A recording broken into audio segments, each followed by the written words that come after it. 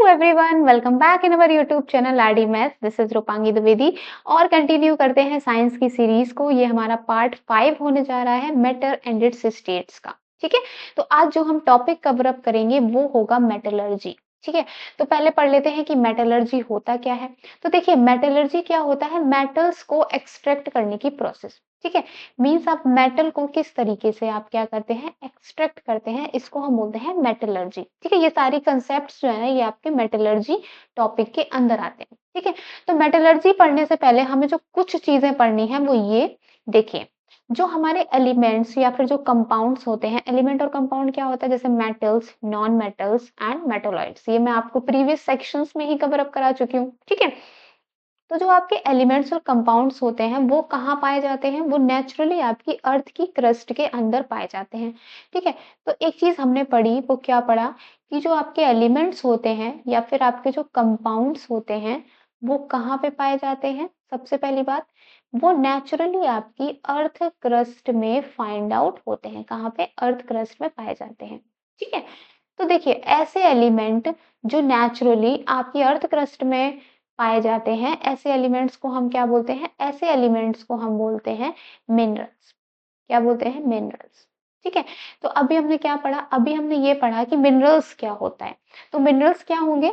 ऐसे एलिमेंट्स या कंपाउंड जो आपकी अर्थ क्रस्ट में नेचुरली पाए जाते हैं। ठीक है, अब देखिए क्या होता है कि कुछ प्लेसेस पे कुछ जो एलिमेंट्स होते हैं वो किसी पर्टिकुलर मेटल की मात्रा को ज्यादा रखते हैं, और कुछ प्लेसेस पे वही आपके एलिमेंट्स कुछ पर्टिकुलर मेटल्स की मात्रा को कम रखते हैं। जैसे कि अगर बात कर लें जिंक ऑक्साइड की, तो आपको यहाँ पे कौन सा मेटल दिख रहा है? जिंक। तो जिंक ऑक्साइड या फिर कह लें जिंक सल्फाइड, ठीक है, ये सब क्या है? ये क्या है? ये मिनरल्स हैं जो आपके अर्थ क्रस्ट में नेचुरली आपको मिल रहे हैं। ठीक है, अब देखिए इस मिनरल की अगर आप बात करें तो इस मिनरल में सबसे ज्यादा जिंक पाया जाता है। ठीक है, तो ऐसे मिनरल्स, ठीक है, अब देखिए मैं किसकी बात कर रही हूँ? मैं मिनरल्स की बात कर रही हूँ। ऐसे मिनरल जो किसी पर्टिकुलर मेटल को हाई परसेंटेज में कंटेन करते हैं। ठीक है, जिसमें कुछ एक मेटल की जो मात्रा होती है वो अधिक पाई जाती है, ऐसे मिनरल्स को हम क्या बोलते हैं? ऐसे मिनरल्स को हम बोलते हैं पोर्स। ठीक है, तो अभी हमने मिनरल्स के बारे में पढ़ा। मिनरल्स क्या होते हैं? जो नेचुरली आपके अर्थ क्रस्ट में पाए जाते हैं। ठीक है, लेकिन और क्या होता है? और ऐसे मिनरल्स होते हैं, और क्या होते हैं? मिनरल्स ऐसे होते हैं that contain high percentage of a particular metal. ठीक है, किसी एक मेटल की मात्रा उसमें क्या पाई जाती हो? ज्यादा पाई जाती हो। ठीक है, तो ऐसे को हम क्या बोलेंगे? इसको हम और बोलेंगे। इसको हम क्या बोलेंगे? इसको हम और बोलेंगे। अब देखिए, किसकी और बोलेंगे? जैसे कि कोई आपका ऐसा मिनरल है जिसमें जिंक ज्यादा पाया जाता है, तो हम क्या बोलेंगे? ये जिंक की ओर है। किसकी ओर है? जिंक की ओर है। अगर वहीं पे सोडियम ज्यादा पाया जाता है तो हम क्या बोलेंगे? कि ये सोडियम की ओर है। समझ गए आप? कि ऐसे मिनरल्स जिसमें एक पर्टिकुलर मेटल, ठीक है, कोई एक मेटल की मात्रा क्या हो? अधिक हो। ठीक है, तो ऐसे मिनरल्स को हम क्या बोलते हैं? ऐसे मिनरल्स को हम ओर्स बोलते हैं। तो देखिए, प्रीवियस सेक्शन में आपने रिएक्टिविटी सीरीज पढ़ी थी। रिएक्टिविटी सीरीज में आपने क्या देखा था कि कुछ जो मेटल्स आपके ऊपर के होते थे वो क्या होते थे? वो हाईली रिएक्टिव होते थे। कैसे होते थे? Highly reactive. जैसे कि मैं कुछ एग्जांपल्स भी दे देती हूँ। Potassium, sodium, calcium, magnesium, aluminium. ठीक है, तो ये जो ऊपर के आपके मेटल्स हैं ये बहुत ज्यादा हाईली रिएक्टिव होते हैं। ठीक है, वहीं पे जो बीच के आपके मेटल्स होते हैं वो कैसे होते हैं? वो बहुत मीडियम रिएक्टिव, मीन्स बीच बीच के रिएक्टिव, ना तो बहुत ज्यादा हाईली रिएक्टिव होते हैं ना ही बहुत कम रिएक्टिव होते हैं। तो इनको हम क्या बोलेंगे? इनको हम बोलेंगे मीडियम रिएक्टिव। क्या बोलेंगे? Medium reactive metals. ठीक है, जैसे कि जिंक की बात कर लीजिए, आयरन की बात कर लीजिए, लीड की बात कर लीजिए, कॉपर की बात कर लीजिए। ठीक है, तो ये सारे कैसे हैं? बहुत ही मीडियम रिएक्टिव मेटल्स हैं। और वहीं पे कुछ ऐसे मेटल्स भी पाए जाते हैं जो बहुत ही कम रिएक्टिव होते हैं, मीन्स नाममात्र जीरो रिएक्टिव होते हैं। तो ऐसे आपके मेटल्स क्या हो सकते हैं? जैसे सिल्वर हो गया आपका, ठीक है, गोल्ड हो गया आपका, प्लेटिनम हो गया आपका। ठीक है, तो ये क्या है? ये होते हैं आपके लीस्ट रिएक्टिव मेटल्स। ये क्या होगा आपका? Least reactive metals. तो देखिए ये जो आपकी रिएक्टिविटी सीरीज है ये आपकी 3 पार्ट्स में डिवाइड है। Highly reactive, medium reactive and less reactive. तो देखिए जो आपके लेस रिएक्टिव मेटल्स होते हैं ना, ये जो आपके लीस्ट रिएक्टिव मेटल्स हैं, ये आपको मतलब ये आपको प्रकृति में फ्री स्टेट में मिल जाते हैं। फ्री स्टेट का मतलब क्या है? मीन्स ज़रूरी नहीं कि ये किसी से कनेक्ट ही हो, ठीक है?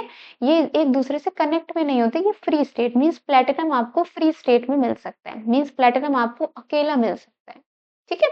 और वहीं पे अगर आप बात कर लेते हैं कि ये जो आपके मीडियम रिएक्टिव होते हैं, ये अक्सर क्या होते हैं? कंबाइंड स्टेट में पाए जाते हैं। कैसे?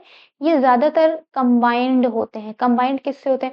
फॉर एग्ज़ाम्पल अगर आप ज़िंक की बात करें तो ज़िंक सल्फाइड, ठीक है? तो ये कंबाइंड किसकी फॉर्म में होते हैं? सल्फाइड या फिर ऑक्साइड। सल्फाइड और ऑक्साइड। जैसे कि ज़िंक आपको कभी अकेला नहीं मिलेगा। ज़िंक आपको कभी अकेला नहीं मिलेगा। ज़िंक आपको कैसा मिलेगा नेचर में? ज़िंक सल्फाइड या फिर ज़िंक ऑक्साइड। ठीक है? इस तरीके से आपको ये मिलेगा। अब अगर आप आयरन की बात करें तो ये भी आपको आयरन सल्फाइड या फिर आयरन ऑक्साइड की फॉर्म में मिलेगा। ठीक है? कॉपर की बात करें तो copper sulphide and copper oxide की फॉर्म में मिलेगा। ठीक है? तो अगर वहीं पे आप बात करते हैं टॉप रिएक्टिव की, तो टॉप रिएक्टिव जो आपके मेटल्स हैं वो कभी भी नेचर में फ्री स्टेट में पाए नहीं जाते। मीन्स ये भी किस में पाए जाते हैं? ये भी आपके कंबाइंड फॉर्म में ही पाए जाते हैं। ठीक है? ये चीज़ हमने क्यों पढ़ी? क्योंकि अभी मैंने आपको बताया कि हम मेटल्स को क्या करते हैं? हम एक्सट्रैक्ट करते हैं उसके कोर से। मीन्स उसकी ओर से हम मेटल्स को निकालते हैं। तो जब हम मेटल्स को क्या करते हैं? एक्सट्रैक्ट करते हैं, of metal extraction of metals ore from its ore. तो इस प्रोसेस को हम क्या बोलते हैं? इस प्रोसेस को हम बोलते हैं ओर कंसंट्रेशन। क्या बोलते हैं? ओर की कंसंट्रेशन करना। ठीक है? ओर से क्या करना? मेटल्स को एक्सट्रैक्ट करना। ठीक है? तो ये जो एक्सट्रैक्शन है मेटल्स का, ये डिपेंड करता है कि मेटल आपका किस टाइप का है। हाईली रिएक्टिव है, मीडियम रिएक्टिव है या बहुत ही कम लीस्ट रिएक्टिव है। ठीक है? तो अगर बहुत ज़्यादा हाईली रिएक्टिव है तो हम उसमें दूसरी प्रोसेस का यूज़ करेंगे। अगर बहुत मीडियम रिएक्टिव है तो हम उसमें दूसरी प्रोसेस का यूज़ करेंगे। तो देख लेते हैं कि कौन-सी रिएक्टिविटी में हम कौन-सी प्रोसेस का यूज़ करते हैं। एक बार एक टेबल बना लेते हैं, ठीक है? तो ये जो आपकी ओर कंसंट्रेशन मीन्स जो आपका एक्सट्रैक्शन है, ये डिपेंड करता है आपका 3 चीज़ों पे। किस पे? एक तो हाई रिएक्टिव पे, एक मीडियम रिएक्टिव पे and third one is what? Low reactivity पे। तो देखिए, अगर आपका मेटल बहुत ज़्यादा हाईली रिएक्टिव है, तो उसमें जो हम प्रोसेस का यूज़ करेंगे वो होगा आपका इलेक्ट्रोलिसिस। इलेक्ट्रोलिसिस। तो इलेक्ट्रोलिसिस क्या होता है ये मैं आपको बताऊँगी। ठीक है? इलेक्ट्रिसिटी का हम यूज़ करते हैं और आयनिक फॉर्म में लेके आते हैं। ठीक है? इसका मैं अभी आपको पूरा प्रोसेस समझाऊँगी। ठीक है? अब बात करते हैं मीडियम रिएक्टिव की। तो देखिए मैंने अभी आपको बताया कि जो आपके मीडियम रिएक्टिव एलिमेंट या मेटल्स जो होते हैं वो 2 फॉर्म में पाए जाते हैं। एक तो सल्फाइड या फिर ऑक्साइड या फिर कार्बोनेट। तो हम 2 की बात करेंगे। अगर वो कार्बोनेट के फॉर्म में पाया जाता है तो किसके फॉर्म में पाया जाता है? कार्बोनेट के फॉर्म में। कार्बोनेट आपका क्या होता है? कार्बोनेट आपका होता है CO3 और उस पे क्या लगा होता है? 2 नेगेटिव। ठीक है? या फिर वो आपके सल्फाइड में पाया जाता है, सल्फाइड के फॉर्म में पाया जाता है। ठीक है? 2 चीज़ें हमने पढ़ी, या तो वो आपका पाया जाएगा किसमें? कार्बोनेट के फॉर्म में या फिर किसमें पाया जाएगा? Sulphide means H2 negative. ठीक है? 2 की बात करते हैं, ऑक्साइड की बात हम नहीं करेंगे क्योंकि अभी हम जब एक-एक करके देखेंगे तो आपको समझ में आ जाएगा। तो अगर आपका मेटल कार्बोनेट के फॉर्म में है, फॉर एग्जाम्पल मीडियम आपके कौन से हैं? मीडियम है आपका जिंक, ठीक है, आयरन।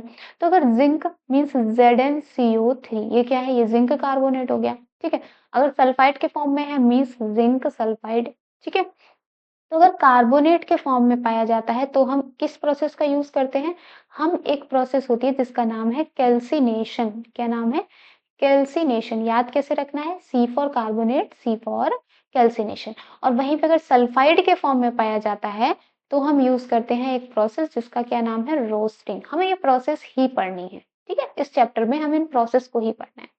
ठीक है? अब लो रिएक्टिविटी की बात कर लेते हैं। वैसे तो लो रिएक्टिव जो आपके होते हैं वो अक्सर फ्री स्टेट में पाए जाते हैं। ठीक है? मैंने अभी आपको बताया कि फ्री स्टेट में पाए जाते हैं। लेकिन जो कुछ मेटल्स होते हैं वो सल्फाइड के फॉर्म में पाए जा सकते हैं। तो इसमें हम क्या यूज़ करेंगे? अभी मैंने बताया कि सल्फाइड के लिए हम किसका यूज़ करेंगे? हम रोस्टिंग का यूज़ करेंगे। हम किसका यूज़ करेंगे? रोस्टिंग प्रोसेस का यूज़ करेंगे। ठीक है? तो ये क्या है? ये आपका एक्सट्रैक्ट करने का प्रोसेस है। ठीक है? अब देखिए हम वन बाय वन देखेंगे कि यहाँ पे हम किस प्रोसेस का कैसे यूज़ करते हैं। तो सबसे पहले हम देख लेते हैं लो रिएक्टिव, किसका? Low reactive. जैसे कि अभी लो रिएक्टिव के मैंने कुछ एग्ज़ाम्पल बताए थे, क्या था? जैसे आपका सिल्वर, ठीक है? गोल्ड, प्लैटिनम, ठीक है? ये कैसे मेटल्स हैं? ये हैं आपके लो रिएक्टिव मेटल्स, ठीक है? तो मैंने अभी बताया कि लो रिएक्टिव मेटल्स जो होते हैं वो बहुत ही कम रिएक्टिव होते हैं, ठीक है? इतना ज़्यादा रिएक्टिव नहीं होते। तो मीन्स ये कैसे फ्री स्टेट में पाए जाते हैं, ठीक है? कैसे पे पाए जाएँगे? फ्री स्टेट में पाए जाएँगे। तो देखिए अगर फ्री स्टेट में है ये, अगर इसकी और फ्री स्टेट में है मीन्स सिल्वर, सिल्वर के ही फॉर्म में है, गोल्ड, गोल्ड के ही फॉर्म में है, तो हमें इसे एक्सट्रैक्ट क्यों करना है? ये तो ऑलरेडी मेरे को एक मेटल प्योर मिल ही जाएगा ना। लेकिन मैंने बोला कि कभी-कभी ऐसा होता है कि वो सल्फाइड के फॉर्म में भी पाए जा सकते हैं, ठीक है? सल्फाइड के फॉर्म में भी पाए जा सकते हैं। जैसे कि अगर बात करें किसकी, मरकरी भी इसमें आ जाता है, ठीक है? क्या आ जाता है? मरकरी। तो देखिए मरकरी की बात कर लेते हैं। जैसे मरकरी अगर आपका सल्फाइड के फॉर्म में है दैट इज़ HgS। ऐसा मैंने क्यों लिखा? क्योंकि Hg क्या होता है आपका 2 पॉजिटिव और सल्फाइड क्या होता है 2 नेगेटिव। तो दोनों 2 नीचे आएँगे तो ये एक दूसरे को कैंसल कर देंगे तो क्या बन जाएगा HgS मीन्स मर्करी सल्फाइड। ठीक है? तो जब HgS मीन्स ये क्या है? ये मरकरी की क्या हो गई? इसे हम क्या कह सकते हैं? इसे हम कह सकते हैं HgS आपका क्या है? मरकरी का ओर। किसका ओर है? मरकरी का ओर। और मैंने अभी बताया और क्या होता है? जिससे हम मेटल को एक्सट्रैक्ट करते हैं।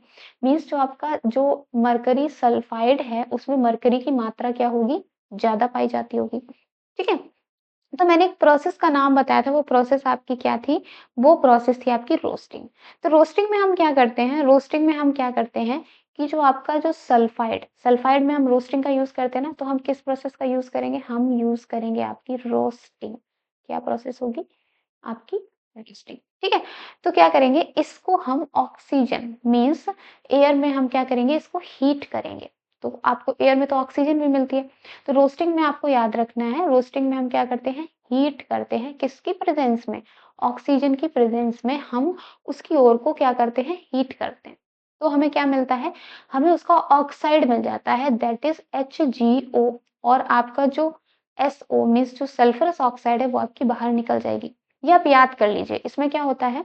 जो आपका सल्फाइड होता है जब ऑक्सीजन के साथ हीट किया गया, तो ये जो Hg है ये किसके साथ कंबाइन हो जाएगा? HgO के साथ और किसका रूप ले लेगा? ऑक्साइड का रूप ले लेगा। किसका? ऑक्साइड का। ठीक है? और जो S है बचे हुए O के साथ SO बना देगा। ठीक है? अब हम इसको बैलेंस कर लेते हैं। यहाँ पे 2 लगाइए, यहाँ पे 3 लगाइए, यहाँ पे 2 लगाइए एंड यहाँ पे 2 लगाइए। तो देखिए बैलेंस हो गई। तो देखिए बैलेंस करना इम्पोर्टेंट नहीं है, हमें क्या पढ़ना है? हमें ये पढ़ना है जब हम सल्फाइड को, किसी भी सल्फाइड को जब हम ऑक्सीजन के साथ हीट करते हैं, तो वो क्या बना लेता है? वो उसकी ऑक्साइड के फॉर्म में आ जाता है। मीन्स ये क्या बन गया? ये बन गया आपका मरकरी ऑक्साइड। ठीक है? और मैंने अभी क्या बताया? मैंने देखिए एक जो टेबल बनवाया है, मैंने इसमें एक चीज़ बताई थी कि वो 3 फॉर्म में पाया जाता है। पहला क्या है? पहला है आपका कार्बोनेट, दूसरा क्या है? सल्फाइड और तीसरा एक था ऑक्साइड जिसके बारे में मैंने कहा था कि मैं बाद में बताऊँगी। ठीक है? तो देखिए, जब भी कभी कार्बोनेट या फिर सल्फाइड के फॉर्म में पाया जाएगा तो हम इसको ऑक्साइड के फॉर्म में कर लेंगे। ऑक्साइड के फॉर्म में क्यों कर लेंगे? क्योंकि जो ऑक्साइड्स होते हैं ना, उनको सीधा आप हीट कर दीजिए तो ऑटोमैटिकली जो ऑक्सीजन है वो बाहर निकल जाएगी। जैसे कि देखिए सल्फाइड से क्या किया? आपने ऑक्साइड बना लिया, ठीक है? मरकरी सल्फाइड से आपने मरकरी ऑक्साइड बना लिया। अब इस मरकरी ऑक्साइड को आपने लिया, ठीक है? क्या किया? इस मरकरी ऑक्साइड को लिया और इसको आपने सिंपली हीट कर दिया।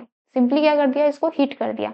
तो हीट करने से क्या होगा? आपका मरकरी अलग निकल जाएगा और ऑक्सीजन गैस आपकी उड़ जाएगी। ठीक है? तो इसलिए ऑक्साइड के लिए मैंने कोई प्रोसेस का नाम नहीं बताया था। जैसे मैंने आपको सल्फाइड के लिए प्रोसेस का नाम बताया है रोस्टिंग। ठीक है? जैसे सल्फाइड के लिए मैंने एक प्रोसेस का नाम बताया है, वो है रोस्टिंग, ठीक है? कुछ किसी भी मेटल के आगे सल्फाइड लिखा हो तो हम रोस्टिंग का यूज़ करेंगे, ठीक है? उसी तरीके से कार्बोनेट के लिए मैंने बताया है कैल्सिनेशन, ठीक है? और ऑक्साइड के लिए हम क्या करेंगे, सिंपली हीट कर देंगे। हीट करने से क्या होगा, हीट करने से मेटल आपका अलग निकल जाएगा और ऑक्सीजन गैस आपकी क्या होगी, रिलीज हो जाएगी, ठीक है? तो ये आपका था लो रिएक्टिव, जो आपके ओर्स होते हैं, मेटल्स होते हैं, वो किस तरीके से निकाले जाते हैं। तो ठीक है, आपने अभी क्या पढ़ी, आपने रोस्टिंग प्रोसेस को पढ़ा जिसमें सल्फाइड को मैंने ऑक्साइड में कन्वर्ट कर लिया, ठीक है? अब देखिए सेकंड क्या पढ़ना है हमें, सेकंड हमें पढ़ना है कि जो आपके मिडिल रिएक्टिव मीन्स जो आपके जो मीडियम रिएक्टिव होंगे, वो आपके कैसे रिएक्ट करते हैं। तो मिडिल रिएक्टिव में कैसे एलिमेंट्स आ जाते हैं, जैसे कि आयरन आ जाता है, जिंक आ जाता है, लीड आ जाता है एंड आपका कॉपर आ जाता है, ठीक है? इसी तरीके से क्या होते हैं और आपके आ जाते हैं। तो देखिए, अगर ये आपके ऑक्साइड 3 फॉर्म में यहाँ पे भी पाए जाएंगे, एक तो ऑक्साइड, ठीक है, किस फॉर्म में, oxide, sulphide and carbonate in 3 form में ये पाए जा सकते हैं। तो देखिए, ऑक्साइड है तो बहुत ईज़ी है क्योंकि हमें क्या कर देना है, हीट। सल्फाइड है तो क्या करना है, जैसे सी फॉर कैल्सिनेशन, तो कार्बोनेट है तो हमें कैल्सिनेशन कर देना है, ठीक है? एंड सल्फाइड है तो हमें क्या करना है, रोस्टिंग, ठीक है? ये प्रोसेस का नाम है रोस्टिंग। हीट करना होता है सिर्फ, बस प्रोसेस का नाम यहाँ पे अलग-अलग है, ठीक है?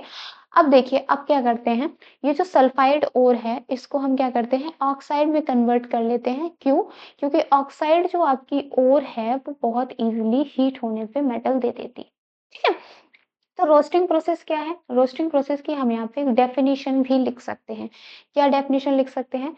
रोस्टिंग क्या होता है, जब आपकी सल्फाइड ओर्स कन्वर्टेड इनटू, ठीक है, कन्वर्टेड इनटू किस में कन्वर्ट होगी, ऑक्साइड में। किस में कन्वर्ट होगी, ऑक्साइड में, इन प्रेजेंस ऑफ एयर। एयर क्यों, क्योंकि हमने ऑक्सीजन वहां पे लगाया था, ठीक है, या फिर ऑक्सीजन भी आप लिख सकते हैं, ठीक है? तो ये क्या है, ये है आपका प्रोसेस जिसको हम बोलते हैं रोस्टिंग, ठीक है? अब देखिए, वहीं पे कुछ तो अंतर होगा, जो रोस्टिंग और कैल्सिनेशन आपका अलग-अलग दिया गया है, ठीक है? तो कैल्सिनेशन क्या होता है? अब मैं आपको कैल्सिनेशन भी समझा देती हूँ। कैल्सिनेशन क्या होता है कि जब आप हीट तो करते हैं, इसमें भी आपने क्या किया, हीट किया था। इसमें आपने क्या किया था, हीट किया था और आपने सल्फाइड ओर्स जो थी वो किस में कन्वर्ट कर ली थी, वो आपने ऑक्साइड में कन्वर्ट कर ली थी। कार्बोनेट में भी हम क्या करते हैं, ऑक्साइड में ही कन्वर्ट करते हैं। क्यों? क्योंकि ऑक्साइड में कन्वर्ट करना ईज़ी है, क्योंकि बाद में हम सिंपली क्या कर देंगे, हीट कर देंगे, ठीक है? तो कार्बोनेट ओर्स को कैल्सिनेशन में भी हम लिख सकते हैं कि कार्बोनेट ओर को क्या करना है, कार्बोनेट ओर को कन्वर्ट किया जाता है किसमें, कन्वर्ट किया जाता है ऑक्साइड में, ऑक्साइड ओर में, ठीक, ऑक्साइड के फॉर्म में। लेकिन देखिए, इसमें क्या होता है, इन प्रेजेंस ऑफ एयर। इसमें क्या होता है, in presence of air means excess air, बहुत सारी एयर की आपको जरूरत होती है। लेकिन इसमें क्या होता है, बिना एयर के भी काम चल सकता है, या फिर कह सकते हैं कि इन प्रेजेंस ऑफ लिमिटेड एयर, बहुत ही कम एयर, ठीक है, लिमिटेड एयर, ठीक है? एयर की यहाँ पे जरूरत नहीं है, ठीक है? तो ये डिफरेंस है आपका रोस्टिंग और कैल्सिनेशन में, ठीक है? रोस्टिंग में क्या होगा, एयर का प्रेजेंस मीन्स ऑक्सीजन का प्रेजेंस यहाँ पे जरूरी है, और यहाँ पे क्या है, लिमिटेड एयर मीन्स ऑक्सीजन यहाँ पे नहीं भी हो तो चलेगा, मीन्स बहुत ही लिमिटेड, ठीक है? तो देखिए, अब हम एक एक प्रोसेस आपको यहाँ पे मतलब इक्वेशन लिख के मैं बता देती हूँ, ठीक है? रोस्टिंग की तो हम इक्वेशन लिख ही चुके हैं। रोस्टिंग मतलब रोस्टिंग में क्या होगा, तो देखिए, अभी मैंने लिया जिंक, ठीक है? जिंक क्या है, आपका मीडियम रिएक्टिव है। तो मान लेते हैं जिंक सल्फाइड आपने लिया, ठीक है? क्या लिया, जिंक सल्फाइड लिया, और अभी मैंने क्या किया, इसको ऑक्सीजन के साथ क्या किया, हीट किया, ठीक है? ऑक्सीजन के साथ इसको हीट किया, तो आपको क्या मिलेगा, जिंक ऑक्साइड मिल जाएगा और सल्फर ऑक्साइड आपका बाहर आ जाएगा, ठीक है? तो जिंक ऑक्साइड में आपने कन्वर्ट कर लिया ना, इन प्रेजेंस ऑफ व्हाट, ऑक्सीजन। तो ऑक्सीजन यहाँ पे प्रेजेंट है, तो इसलिए इसको हम क्या बोलेंगे, इसको हम बोल देंगे रोस्टिंग, ठीक है? अब बात कर लेते हैं कैल्सिनेशन की, कैल्सिनेशन। तो देखिए, कैल्सिनेशन में क्या होगा, जो आपका जिंक होगा वो किसके फॉर्म में होगा, वो होगा जिंक कार्बोनेट के फॉर्म में। किसके फॉर्म में होगा, ZnCO3 के फॉर्म में होगा। तो अब हमें क्या करना है कि ZnCO3 को क्या करना है, हीट का, देखिए ये साइन अगर मैं बनाऊं ट्राइंगल जैसा, इसका मतलब क्या होता है, हीट, ठीक है? क्या हमने किया, हीट किया। तो ZnCO3 को क्या करना है, हीट किया आपने, तो क्या बना आपका, जिंक ऑक्साइड बना और CO2 गैस आपकी निकल गई, ठीक है? जिंक किसके साथ आ गया, एक ऑक्सीजन लेके आ गया, और C के साथ 2 ऑक्सीजन बची, मीन्स CO2 गैस आपकी निकल गई। ठीक है? यहाँ पे सल्फर डाइऑक्साइड गैस निकली। तो देखिए इन दोनों प्रोसेस में क्या हुआ, आपने ज़िंक सल्फाइड को ज़िंक ऑक्साइड में बदला, ज़िंक सल्फाइड को ज़िंक ऑक्साइड में बदला, और यहाँ पे क्या हुआ, ज़िंक कार्बोनेट को ज़िंक ऑक्साइड में बदला। ठीक है? दोनों चीज़ों में हम क्या कर रहे हैं, हम ऑक्साइड में जा रहे हैं। लेकिन जब प्रेजेंस ऑफ एयर होगा तो हम क्या बोलेंगे, रोस्टिंग, और जब अब्सेंस ऑफ एयर होगा तो हम इसको क्या बोलेंगे, कैल्सिनेशन। ठीक है? तो कैल्सिनेशन आपको समझ में आया। अब देखिए क्या होता है, जब आपने ऑक्साइड बना ली है, तो मैंने सिंपली बोला है आप ऑक्साइड को क्या कर सकते हैं, इसको और हीट कर दीजिए। ठीक है? ये जो प्रोसेस है इसको आपने हीट किया, तो आपको ये बना, इसको और हीट करते रहिए, तो क्या होता है, तो ज़िंक आपका अलग आ जाता है, ऑक्सीजन गैस आपकी निकल जाती है। सेम चीज़ आपकी यहाँ पे होगी, ज़िंक आपका अलग हो जाएगा और ऑक्सीजन गैस आपकी रिलीज़ हो जाएगी। ठीक है? समझ गए कि यहाँ पे क्या होगा? अब देखिए नेक्स्ट हम पढ़ेंगे कि top reactive means highly reactive metals में क्या यूज होगा। ठीक है, किसमें, हाईली रिएक्टिव मेटल्स। तो मैंने बताया था इसमें एक प्रोसेस होती है जिसको हम बोलते हैं इलेक्ट्रोलिसिस। क्या बोलते हैं, इलेक्ट्रोलिसिस। तो मैंने बोला था ये प्रोसेस क्या होती है, मैं आपको बाद में समझाऊंगी। तो देखिए ये जो आपकी इलेक्ट्रोलिसिस नाम की जो प्रोसेस है, इसको कहते हैं कि इलेक्ट्रिसिटी को यहाँ पे पास करना, इलेक्ट्रिसिटी को यहाँ पे पास करना, और वो आयंस के फॉर्म में आ जाता है। किसके फॉर्म में आ जाता है, आयंस के फॉर्म में आ जाता है। तो देखिए इसमें क्या होता है, फॉर एग्जाम्पल मैं बात करती हूँ सोडियम की। किसकी बात करती हूँ, सोडियम की। तो देखिए जो आपका सोडियम है वो आयनिक फॉर्म में कैसे आता है, पॉजिटिव के चार्ज में आता है। ठीक है, Na+, किसके फॉर्म में आता है, Na+, और वहीं पे Cl मीन्स क्लोरीन किसके फॉर्म में आता है, Cl नेगेटिव।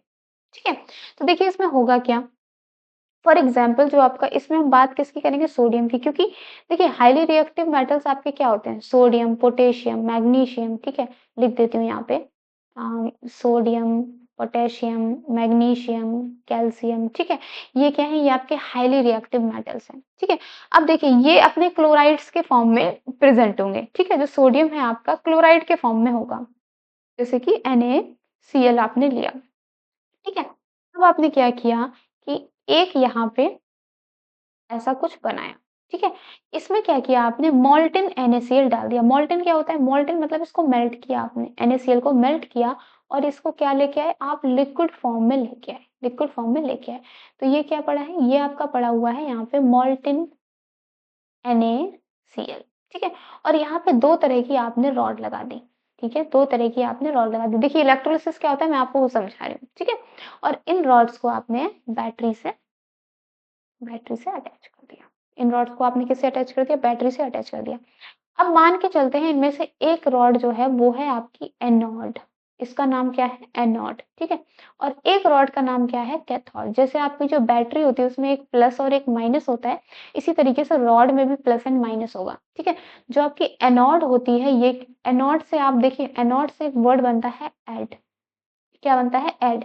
तो मीन्स एनोड आपकी कैसी होती है, पॉजिटिवली चार्ज्ड। कैसी होती है, पॉजिटिवली चार्ज। ठीक है, और वहीं पे जो कैथोड होती है वो आपकी कैसी होती है, नेगेटिवली चार्ज। तो आपको पता चल गया ये है आपकी पॉजिटिवली चार्ज, ये क्या है आपकी नेगेटिवली चार्ज। ठीक है, तो जैसे ही इसमें इलेक्ट्रिसिटी हम पास करेंगे तो जो NaCl है ये ब्रेक डाउन होना स्टार्ट हुआ, मीन्स ये अपने आयनिक फॉर्म में आ जाएगा जो कि होता है Na positive and Cl negative. ठीक है, ये किस में आ गया, ये अपने आयंस के फॉर्म में कन्वर्ट हो जाता है। ठीक है, अब देखिए Na पॉजिटिव है प्लस। ठीक है, तो ये कहाँ अट्रैक्ट होगा, ये नेगेटिव की तरफ अट्रैक्ट होगा जाके। ठीक है, क्योंकि प्लस एंड माइनस एक दूसरे को अट्रैक्ट करेंगे।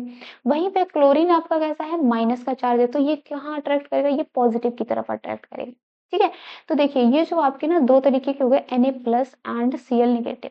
अब देखिए Cl नेगेटिव कहाँ जाएगा, ये प्लस के पास भाग के जाएगा।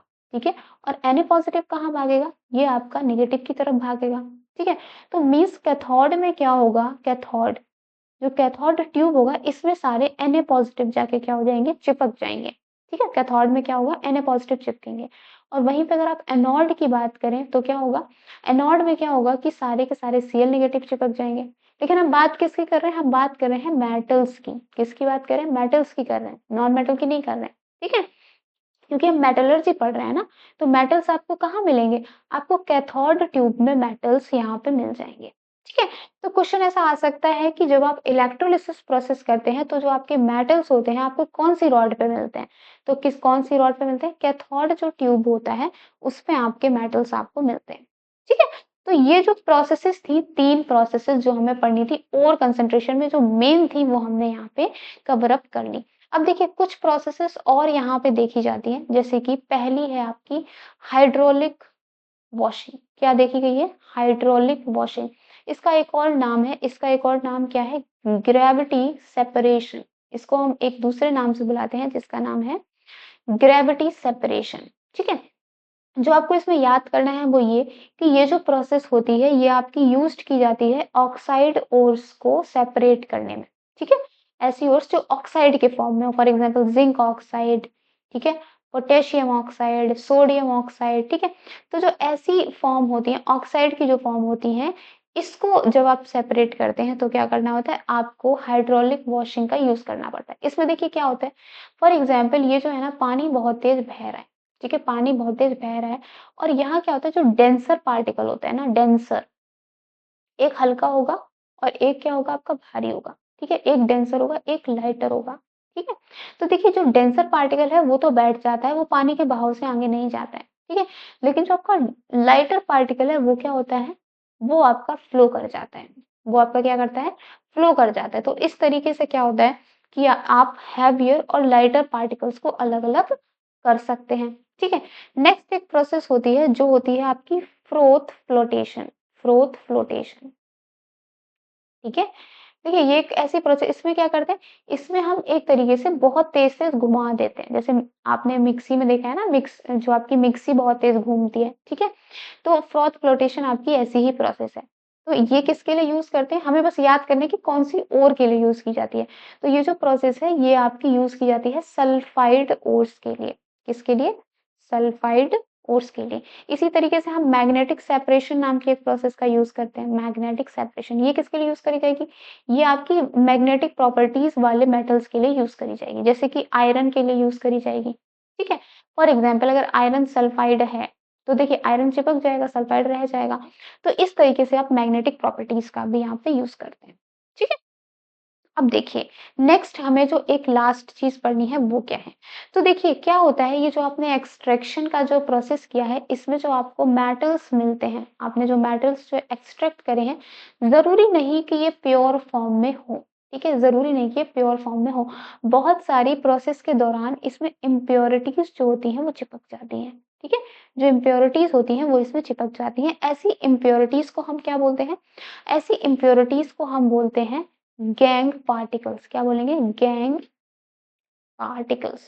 क्या बोलते हैं? जो गंदगी होती है इसको हम बोलते हैं गैंग पार्टिकल्स। ठीक है? तो इन गैंग पार्टिकल्स को क्या करना पड़ता है? इन गैंग पार्टिकल्स को हमें क्या करना पड़ता है? रिमूव करना पड़ता है। ठीक है? इनको ना हटाना पड़ता है। तो ऐसे जो प्रोसेस होती हैं जिसमें ये जो गैंग पार्टिकल्स मीन्स जो कचरा, जो इम्प्योरिटीज है वो हटानी पड़ती हैं, तो उसको हम बोलते हैं रिफाइनिंग। क्या बोलते हैं? रिफाइनिंग। ठीक है? पूरा नाम क्या है? Electrolytic refining. इलेक्ट्रोलिटिक लग गया यहाँ पे, इसका मतलब क्या है कि जो वो मैंने प्रोसेस बताई थी ना जिसमें एक रॉड थी, ठीक है, तो ये वाली प्रोसेस का यहाँ पे यूज होगा। ठीक है? तो जब हम क्या करते हैं, मेटल्स को जब हम एक्सट्रैक्ट करते हैं तो इसमें बहुत सारी इम्प्योरिटीज आपको मिलती हैं। इन इम्प्योरिटीज को हम क्या बोलते हैं? इन इम्प्योरिटीज को हम बोलते हैं गैंग पार्टिकल्स। और इन गैंग पार्टिकल्स को हमें रिमूव करना पड़ता है ताकि जो आपके मेटल्स हों वो आपको किसके फॉर्म में मिले? प्योर फॉर्म में मिले। तो इस प्रोसेस को हम क्या बोलते हैं? इस प्रोसेस को हम बोलते हैं इलेक्ट्रोलाइटिक रिफाइनिंग। ठीक है? तो क्या करेंगे, सबसे पहले हम एक्सट्रैक्शन करेंगे और एक्सट्रैक्शन के बाद हम उन मेटल्स की क्या करेंगे? रिफाइनिंग मीन्स उनको ठीक करेंगे, है ना? तो इन्हीं सब में एक प्रोसेस आ जाती है आपकी जिसको हम बोलते हैं कोरोजन। कोरोजन। देखिए आपने लोहे में जो जंग मीन्स जो आपका रस्टिंग ऑफ आयरन होता है, रस्टिंग ऑफ आयरन मीन्स जो आपका लोहे में जंग लग जाता है, this is an example of the process corrosion. ठीक है? ये एक एग्जाम्पल है इस प्रोसेस का जिसका नाम है कोरोजन। तो कोरोजन क्या होता है? कोरोजन आपका होता है कि आपकी मेटल के ऊपर, जब आपका मेटल, ठीक है, जब आपकी जो मेटल है उसके ऊपर लेयर बाय लेयर क्या होता है, लेयर बाय लेयर जो डस्ट पार्टिकल्स हैं या जो वेस्ट पार्टिकल्स हैं वो क्या होते हैं, वो इसमें बैठने लगते हैं। ठीक है? वो क्या होते हैं, वो इसमें बैठने लगते हैं। तो ऐसी प्रोसेस को हम बोलते हैं करोजन। क्या बोलते हैं? कोरोजन। तो देखिए जब आपने ये देखा है कि जो आपका लोहा होता है वो ज़्यादा दिन तक जब खुले में रखा रहता है तो उसमें रस्ट लग जाती है ऊपर से, ठीक है? अजीब-सा ब्राउनिश आपको कलर दिखता है जिसको हम रस्ट बोलते हैं, ठीक है? तो वो क्या होता है, जो आपकी आयरन है उसपे ना एक layer by layer waste particles deposited हो जाते हैं। ऐसी प्रोसेस को हम क्या बोलते हैं? कोरोजन बोलते हैं, ठीक है? एग्ज़ाम्पल मैंने आपको बताया, पहला तो क्या है? रस्टिंग ऑफ आयरन, ठीक है? आयरन के ऊपर रस्ट लगना। इसी तरीके से क्या होता है ना कि कॉपर के ऊपर क्या होता है, ग्रीन कलर की, जिस तरीके से आयरन के ऊपर रस्ट मीन्स ब्राउन कलर की लेयर चढ़ती है ना, उसी तरीके से कॉपर के ऊपर ग्रीन कलर की लेयर देखने को मिल जाती है, ठीक है? इसको भी हम बोलते हैं कोरोजन का एग्ज़ाम्पल, ठीक है? जो आपकी चाँदी होती है ना, वो काली पड़ जाती है, ठीक है? तो टार्निश हो जाती है, का आपकी जो चाँदी होती है वो काली पड़ जाती है। तो ये सारी चीज़ें तो आपने अपनी रियल लाइफ़ में ही देखी होंगी कि कोरोज़न आपका क्या होता है। अब देखिए कोरोज़न, एक चीज़ मैं आपको बताती हूँ रस्टिंग ऑफ आयरन में, कि मान लीजिए आपने 3 ट्यूब लगाए, ठीक है? आपने 3 ट्यूब लगाए और इसमें आपने एक यहाँ पे लोहे की पिन डाली, एक लोहे की पिन आपने इसमें डाली और एक लोहे की पिन आपने इसमें डाली, ठीक है? अब देखिए इन 3 ट्यूब्स में क्या अंतर है कि आपका ये जो पहला ट्यूब है, इसमें एयर एंड वाटर दोनों प्रेज़ेंट है, ठीक है? एयर भी है एंड वाटर भी है, ठीक है? लेकिन इस ट्यूब में क्या है? Only water, water only, no air, इसमें एयर नहीं पाई जा रही है, ठीक है? और वहीं पे जो आपका तीसरा ट्यूब है, इसमें सिर्फ एयर पाई जा रही है, नो वाटर, ठीक है? वाटर आपकी नहीं पाई जा रही है। तो इन तीनों इन तीनों की अगर आप बात करें तो कौन-सी स्थिति होगी जिसमें आपकी जंग लगना नॉर्मल है, मीन्स जिसमें आपकी जंग लग जाएगी? तो देखिए जब आपका एयर एंड वाटर दोनों प्रेज़ेंट होगा, तो इसमें क्या होगा? रस्टिफिकेशन, मीन्स इसमें रस्ट आपकी लग जाएगी और इन 2 सिचुएशंस में आपकी रस्ट लगेगी ही नहीं, ठीक है? तो देखिए, जो हमने अभी एक कंडीशन पढ़ी है कि आयरन में रस्ट कब लगेगी? जब एयर एंड वाटर क्या होगा? दोनों प्रेज़ेंट होगा या फिर कह सकते हो मॉइस्ट एयर प्रेज़ेंट होगी। मॉइस्ट एयर क्या होता है? जिस एयर में आपके H2O के ड्रॉपलेट्स पाए जाते हो, ठीक है? तो उसको हम बोलते हैं मॉइस्ट एयर। अब देखिए कोरोज़न में हमने पढ़ लिया कि कोरोज़न क्या होता है, कोरोज़न के एग्ज़ाम्पल यहाँ पे ज़रूरी थे। अब जो नेक्स्ट है वो सिर्फ़ हमें ये पढ़ना है कि कोरोज़न के प्रिवेंशन क्या है? मीन्स आप कैसे प्रिवेंट कर सकते हैं चीज़ों में जंग लगना या फिर चांदी का काला पड़ना, ठीक है? कॉपर का ग्रीन पड़ना, ठीक है? इसके प्रिवेंशन क्या है? तो सबसे पहला जो आपने पढ़ा है वो क्या है? पेंटिंग करना, उसपे पॉलिश कर देते हैं, ठीक है? तो पेंटिंग कर देते हैं, जैसे गेट की लोहे के जो गेट होते हैं, उसमें प्रॉपर्ली पॉलिश करवाते रहते हैं ताकि इसमें जंग ना लगे, ठीक है? दूसरा क्या होगा? दूसरा आपका होगा ग्रीस लगाना, ठीक है? ग्रीसिंग करना, ऑयलिंग करना, ठीक है? ये तो बहुत नॉर्मल जो हम रियल लाइफ में करते आ रहे हैं, ठीक है? एक होती है जिसमें हम बोलते हैं गैल्वेनाइज़ेशन, एक प्रोसेस का नाम क्या है? गैल्वेनाइज़ेशन। उसी तरीके से है एक एलॉय। तो देखिए, मेटल को हम जंग लगने से कैसे रोक सकते हैं? या तो आप पेंट करिए, ग्रीस करते रहिए, ऑयल करते रहिए, तो ये तीनों वर्ड्स तो आपको बहुत अच्छे से आते हैं, ठीक है? पढ़ना हमें क्या है? पढ़ना है कि गैल्वेनाइज़ेशन क्या होता है, ठीक है? और एलॉय क्या होता है? तो देखिए गैल्वेनाइज़ेशन एक ऐसी प्रोसेस है जिसमें हम स्टील और आयरन को प्रोटेक्ट करते हैं। किसको? सबसे पहले ये प्रोसेस किसके लिए बनी है? स्टील एंड आयरन 2 तरीके के मेटल के लिए बनी है। तो इसमें क्या करते हैं हम, स्टील और आयरन के ऊपर हम क्या करते हैं? ज़िंक की कोटिंग कर देते हैं। किसकी कोटिंग करते हैं? ज़िंक की। ठीक है? इसके ऊपर ज़िंक को पॉलिश कर देते हैं, ठीक है? तो जो गैल्वेनाइज़ेशन, जैसे देखिए पेंटिंग में क्या होगा? आप कोई भी पेंट यूज़ कर देंगे, ग्रीस में क्या होगा? कोई भी ग्रीस, ऑयल में क्या है? कोई भी ऑयल यूज़ कर दीजिए, ठीक? पर galvanization is totally depend on zinc coating, ठीक है? आप यहाँ क्या करेंगे? स्टील और आयरन के ऊपर आप ज़िंक की कोटिंग कर देते हैं, ताकि जो स्टील है आपका वो शाइन करता रहे और जो आयरन है आपकी वो रस्ट में ना आए, ठीक है? तो गैल्वेनाइज़ेशन तो आप समझ गए। अब यहाँ बात आती है अलॉय क्या होता है, ठीक है? एक वर्ड जो आपने यहाँ पे पढ़ लिया वो क्या है? अलॉय। तो देखिए एलॉय क्या होता है? एलॉय होता है कि जब हम 2 मेटल्स को आपस में क्या करें? मिक्स कर दें और एक नया मेटल फॉर्म कर दें, ठीक है? या फिर हम 2 नॉन मेटल्स को एक दूसरे से मिला दें, 2 नॉन मेटल्स को एक दूसरे से बना दें और एक नॉन मेटल ले लें और एक क्या ले लें? मेटल ले लें, ठीक है? Means metal metal, non metal या मेटल को नॉन मेटल से मिक्स कर दें। तो जो एक नया प्रोडक्ट आपका फॉर्म होता है उसको हम बोलते हैं एलॉय। उसको हम क्या बोलते हैं? एलॉय। तो देखिए, अभी मैंने आपको बताया आप एलॉय से भी जो आपके जो मेटल्स होते हैं वो खराब ना हो जाएँ, ठीक है? वेस्ट ना हो जाएँ, तो आप एलॉय का मेथड यूज़ कर सकते हैं और वो कैसे यूज़ कर सकते हैं आप ये देखिए। देखिए, मैं आपको एक चीज़ समझाती हूँ कि जो आपका जो लोहा होता है, एक्चुअली में देखिए एलॉय का यहाँ पे कंसेप्ट आया कैसे? जो आपका लोहा है आपको लगता है बहुत हार्ड है, ठीक है? लेकिन जो रियल में जो प्योर स्टेट होती है ना आयरन की, जो आपका प्योर फॉर्म होती है आयरन की, वो लोहा बहुत ही ज़्यादा कैसा होता है? सॉफ्ट होता है, बहुत ज़्यादा सॉफ्ट होता है। और अगर आप इस लोहे को हीट करें, मीन्स अगर आप इस प्योर आयरन को हीट हीट करें, तो ये एक्सपेंड तक हो जाता है, ठीक है? स्ट्रेच मीन्स खिंच तक जाता है, ठीक है? तो अब होता क्या है, जब इस आयरन को आप जब थोड़े से अमाउंट कार्बन के साथ मिक्स कर दें, देखिए आयरन आपका क्या है? आयरन है आपका मेटल। कार्बन आपका क्या है? कार्बन है आपका नॉन मेटल। तो जब आपने आयरन को कार्बन के साथ मिक्स कर दिया, तो ये जो आपका आयरन, जो नया आयरन का जो एलॉय बनता है, ये कैसा होता है? बहुत ही ज़्यादा हार्ड आपको मिल जाता है, ठीक है? अब आप एक चीज़ देखिए, आपने क्या किया, आपका लोहा बहुत ही ज़्यादा सॉफ्ट है, कोई काम में नहीं आ रहा, आपने आयरन को कार्बन के साथ मिक्स कर दिया, अब जो आयरन आपको मिला बहुत हार्ड मिला, ठीक है? तो इस तरीके से एलॉय का आपने यूज़ कर लिया। देखिए, एक चीज़ और मैं बताती हूँ, जैसा जो आपका आयरन है, ठीक है? इसको आपने क्या किया, निकल के साथ मिक्स कर दिया। अभी मैं आपको सब लिखा दूँगी, चिंता मत कीजिए, बस सिर्फ़ एग्ज़ाम्पल देखिए। आयरन को आपने क्या किया, निकल के साथ मिक्स किया और क्रोमियम के साथ मिक्स किया, ठीक है? ये 3 चीज़ें आपने मिक्स की। जब आप इन तीनों को मिक्स करते हैं, तो आपके पास एक नई चीज़ मिल के आती है, वो क्या होती है? Stainless steel. स्टील का नाम तो आपने सुना है ना? Stainless steel. तो देखिए, आयरन आपकी कैसी होती है? रस्ट पकड़ जाती है, लेकिन स्टील थोड़ी ना आपकी रस्ट पकड़ती है, ठीक है? तो देखिए क्या किया हमने, मेटल्स को इधर-उधर बस एक-दूसरे से मिक्स कर रहे हैं और एक नया प्रोडक्ट हम यहाँ पे फॉर्म कर देते हैं और वो किसी और ही काम में आने लगता है। तो देखिए काफ़ी कुछ जो हमें याद करना है वो हम यहाँ पे देख लेते हैं। जैसे जैसे हम कॉपर की एलॉयज़ को पढ़ लेते हैं पहले। किसकी एलॉय को पढ़ लेते हैं? कॉपर की एलॉय को, ठीक है? कि अब आप क्या करेंगे? कॉपर को मिक्स करेंगे एक-दूसरे में, ठीक है? तो पहला एग्जाम्पल है, ये बहुत इंपॉर्टेंट है, प्लीज याद कर लीजिए। कॉपर को आपने जिंक के साथ मिक्स किया, कॉपर को जिंक के साथ मिक्स किया, तो इससे एक नया एलॉय आपका फॉर्म होता है जिसको हम बोलते हैं ब्रास। क्या बोलते हैं? ब्रास, ठीक है? ये क्या है? ये आपका एक एलॉय है, ठीक है? कॉपर है, उसको आपने ज़िंक के साथ मिक्स किया और इसको हम बोलते हैं ब्रास। देखिए इसे ज़िंक की एलॉय क्यों नहीं बोलते हैं? क्योंकि इसको बनाने में कॉपर जो है ना वो ज़्यादा होगा, ज़िंक की मात्रा यहाँ पे कम होगी, इसलिए इसको कॉपर का एलॉय बोला जाता है, ठीक है? नेक्स्ट देखिए, वहीं पे अगर आप कॉपर को टिन के साथ मिक्स कर दें, टिन, टिन को हम एसएन भी लिखते हैं, ठीक है? जैसे ज़िंक को मैं ज़ेडएन लिखती हूँ, टिन को हम क्या लिखते हैं? एसएन। तो जब आप कॉपर को एसएन के साथ मिक्स करते हैं, तो यहाँ पे एक नया एलॉय फॉर्म होता है जिसे हम कहते हैं ब्रॉन्ज। ब्रॉन्ज के तो आपको मेडल्स ही मिलते हैं। जैसे आपने मेडल्स में देखा है ना, ब्रॉन्ज ब्रॉन्ज मेडल्स, ठीक है? कॉइन्स बनते हैं ब्रॉन्ज के, ठीक है?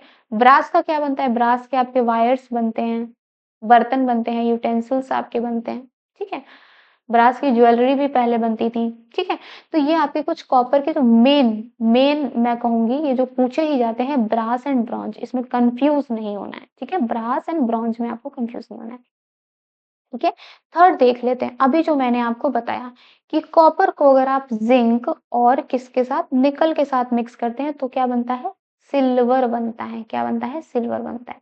जो आपने सिल्वर के जो आप ज्वेलरीज़ पहनते हैं ना, किसके काम आता है? ज्वेलरी के काम आता है।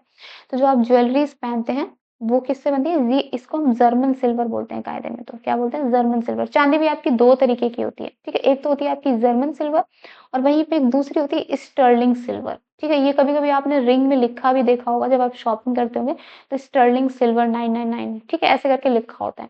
तो स्टर्लिंग सिल्वर आपकी सिर्फ़ 2 चीज़ों से मिलके बनी होती है, कॉपर एंड सिल्वर, ऑब्वियसली एजी मतलब सिल्वर। तो देखिए, अब आप ये देखिए, जो जर्मन सिल्वर है इसमें तो एजी मीन्स सिल्वर का कोई परसेंटेज पाया ही नहीं जाता है। कॉपर है, जिंक है एंड निकल है, ठीक है? और स्टर्लिंग सिल्वर में आपका सिल्वर पाया जाता है, जो कि कॉपर के साथ मिक्स किया जाता है, तब ये स्टर्लिंग सिल्वर मीन्स ये किसके काम आता है? ज्वेलरीज़ के, ठीक है? ये तो मैं बता ही चुकी हूँ। तो ये है आपकी कॉपर की एलॉय, जिसमें फर्स्ट एंड सेकंड बहुत इंपॉर्टेंट है, प्लीज़ याद कर लीजिए, ठीक है? नेक्स्ट देखिए, कॉपर के एलॉय के बाद हम पढ़ लेते हैं आयरन की एलॉयज़, मीन्स अब हम क्या करेंगे? आयरन के साथ चीज़ों को मिक्स करेंगे। तो मैंने अभी बताया कि आयरन के साथ अगर आप कार्बन को मिक्स कर देते हैं, तो क्या होता है? आयरन आपकी हार्ड हो जाती है, मीन्स ये किसका फॉर्म ले लेती है? स्टील का फॉर्म ले लेती है, ठीक है? आयरन को हमने कार्बन से मिक्स किया। अब वहीं पे सेकंड चीज़ मैं पढ़ती हूँ, आयरन को आप किसके? क्रोमियम के साथ, देन निकल के साथ and then carbon. Means iron और कार्बन तो है इसमें, 2 चीज़ें एक्स्ट्रा हैं, क्रोमियम एंड निकल। तो क्या बनता है? तो ये बन जाती है आपकी स्टेनलेस स्टील, ठीक है? स्टील भी आपकी 2 तरीके की होती है, यह है आपकी स्टील, ये है आपकी स्टेनलेस स्टील, ठीक है? इस स्टील का यूज़ हम कहाँ करते हैं? मशीन के पार्ट्स में करते हैं, ठीक है, मशीन के पार्ट्स में करते हैं या फिर रेलवे लाइंस को कनेक्ट करने के लिए करते हैं। ठीक है, ये स्टील आपकी वहाँ पे यूज़ होती है। ये जो आपकी स्टेनलेस स्टील होती है, इसके आपको बर्तन देखने को मिलते हैं, यूटेंसिल्स। ठीक है, तो ये तो पढ़ ली आपने किसकी, आयरन की अलॉयज। नेक्स्ट हम देखते हैं आपकी लीड की अलॉय, ये बहुत इंपॉर्टेंट है, ये भी आप देख लीजिए। दो तो मैंने आपको कॉपर की अलॉय बहुत इंपॉर्टेंट बताई है, एक है आपकी लीड की अलॉय। ये एक ही है, लीड एंड टिन। जब आप लीड को टिन के साथ मिक्स करते हैं तो इस अलॉय को बोलते हैं सोल्डर। क्या बोलते हैं, सोल्डर। ठीक है, तो इसको हम बोलते हैं सोल्डर, इसकी एक ही है, तो ये आप याद कर लीजिए। और एक जो बहुत ही, जब आप कभी भी मरकरी मीन्स मरकरी की अलॉय को आप यहाँ पे फॉर्म करते हैं ना, मरकरी मीन्स, तो इस अलॉय का हमेशा एक नाम रखा गया है जो कि होता है एमेल्गम। इसको हम क्या बोलेंगे, एमेल्गम। ठीक है, जिस तरीके से अभी हमने लीड को टिन के साथ मिक्स किया था तो इसका एक नाम था सोल्डर। ठीक है, तो इसी तरीके से मरकरी मीन्स आप मरकरी बता देती हूँ, MHG, और सिल्वर और टिन एंड जिंक। ठीक है, इन चार चीजों को मिलाते हैं तो इसको हम क्या बोल देते हैं, एमेल्गम। ये किसके काम आता है, गम से याद कर लीजिए, ये गम्स होते हैं ना हमारे टीथ के। ठीक है, तो एमेल्गम मतलब ये टीथ फिलिंग के यूज में आता है, टीथ फिलिंग। इसका यूज क्या है, टीथ को फिल करना। ठीक है, इसी तरीके से एल्यूमिनियम की भी कुछ अलॉयज हैं, ये भी मेन है आपकी मरकरी की, तो ये भी देख लीजिए। एल्यूमिनियम की भी देख ही लेते हैं, वैसे एल्यूमिनियम की अलॉय इतनी वो पूछता तो नहीं है, लेकिन फिर भी एक बार देख लेते हैं।